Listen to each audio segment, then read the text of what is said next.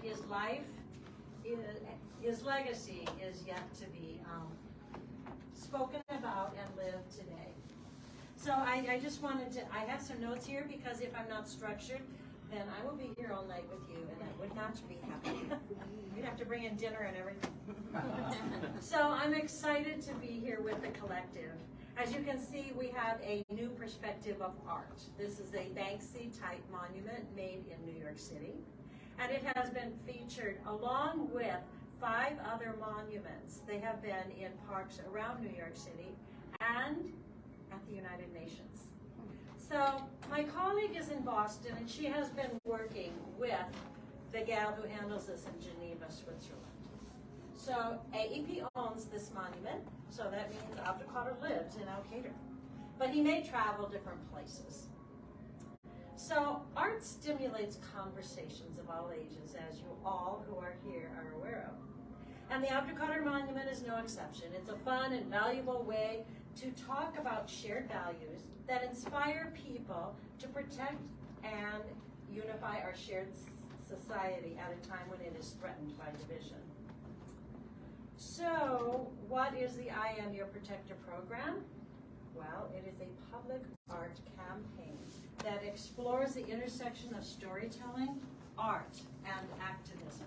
It empowers us to protect each other and create a culture that brings people together in creative ways to break down polarization and hatred to build trust.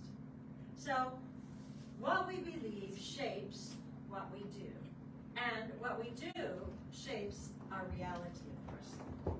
So I told you about the 6 monuments, and they provide a vision and an answer as to who we want to remember, celebrate, emulate, and put on a pedestal.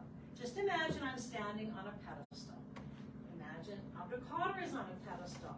We will put them on pedestals July 7th and also at Art in the Park on August 19th and 20th. So the pedestal will be about 2 or 3 feet. So I think we're fine today because the ceilings are a little bit lower.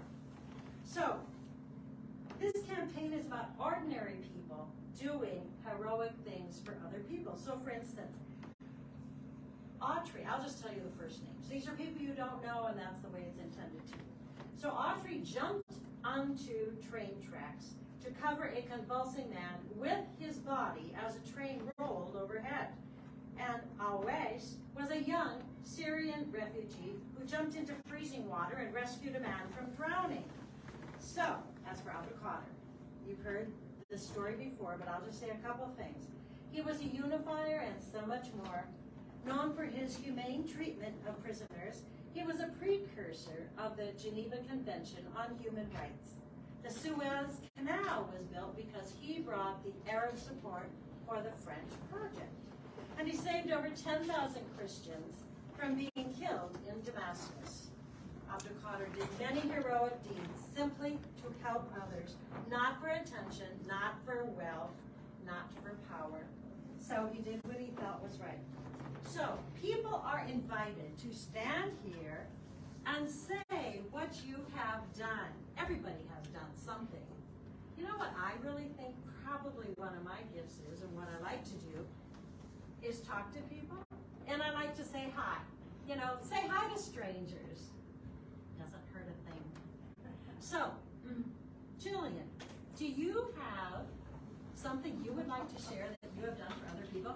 Well, I was kind of wondering if too, is this also a space where we could recognize someone else?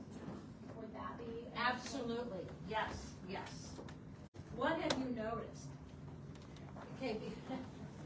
On the spot here. I know. You don't have to. Oh, I'm just trying to think. I mean, it seems kind of important, so. Well, it is very important. Yeah. But you have done many things for many people. You've helped so many people. Weren't you sort of behind this? Okay, well, I would just say, I'll step into the circle, or the square, sorry. I would say that I'm grateful for the community of artists that work together to allow us to have this space, because being an artist in a small community is impossible by yourself. I mean, just the overhead alone would be too much. But as a team, we're able to just really provide this